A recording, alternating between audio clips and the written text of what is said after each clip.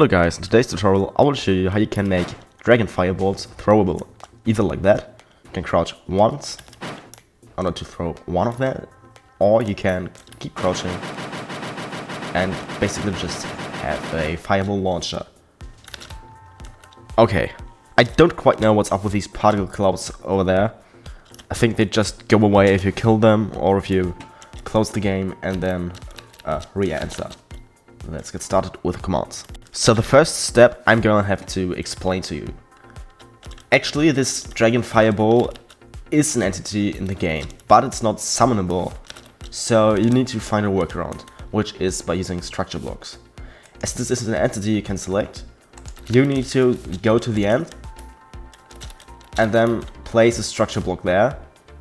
This structure block has the parameters size x1, y2, z1 and a y offset of 1. Okay. Then you actually need to place a command block below it that teleports all dragon fireball entities 2 blocks above itself. So that's, well, somewhere in between this. And then you save this structure and name it Dragonfire, like this, without any spaces or caps. Then you should be good to go and be able to load the structure. Of course, you also need to activate this command block, unlike I did.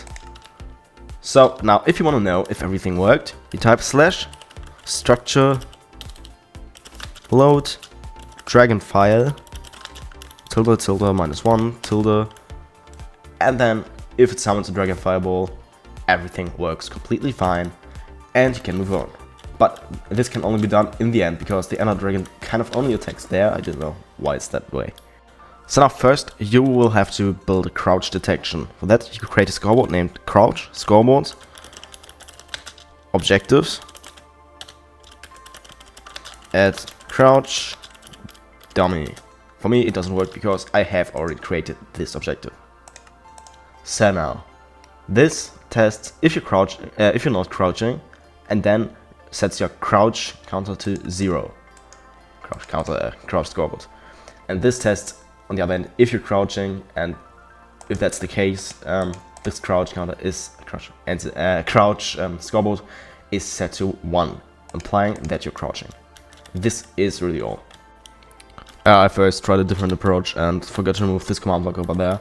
I'm sorry for that, but this one isn't needed. So let's just move on with this row here. Well now, the command block can test if you're crouching while holding a stick. And yeah, if that's the case, it summons an armor stand that's called Dragonfire 50 blocks above you, and it's facing the direction you're also facing. So then at the same time, again, if you're crouching and holding a stick, it loads the structure Dragonfire at these coordinates right here, ensuring that you won't get hit yourself. And that the structure is there, Dragon Fireball is there, obviously.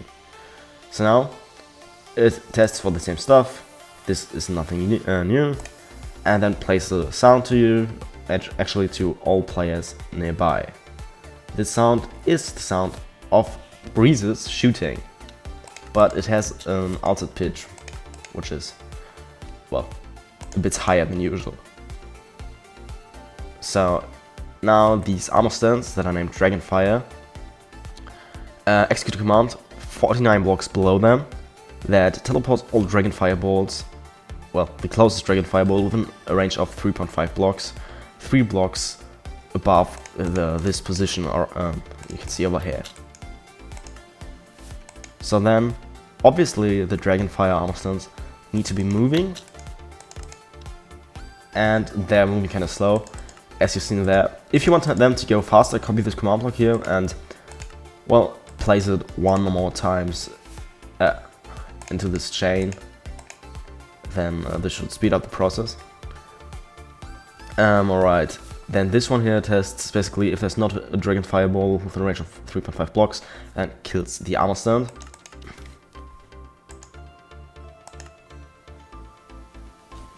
Well now, here then, this one tests if the block, basically the dragon fireball is hitting isn't air, and then it summons a bat that's called trigger. I know, sorry, this one first tests if there's an entity nearby. And then, as you can see here, this one also makes sure that the armor dies if the block is air. Well, and all bats that are named trigger also are killed. So why do we need bats in order for this to work? Actually, any entity would work for that. So the collision for these dragon fireballs is a bit off, which is why we need to summon a bat, which directly collides with it and then causes it to explode and unfold its effect on the ground and nearby entities. Alright, so now I've got a question for you. Do you like superpowers? Like this one? If you do, check out the video linked on the screen right now, where I'm showcasing 50 superpowers I made with command blocks.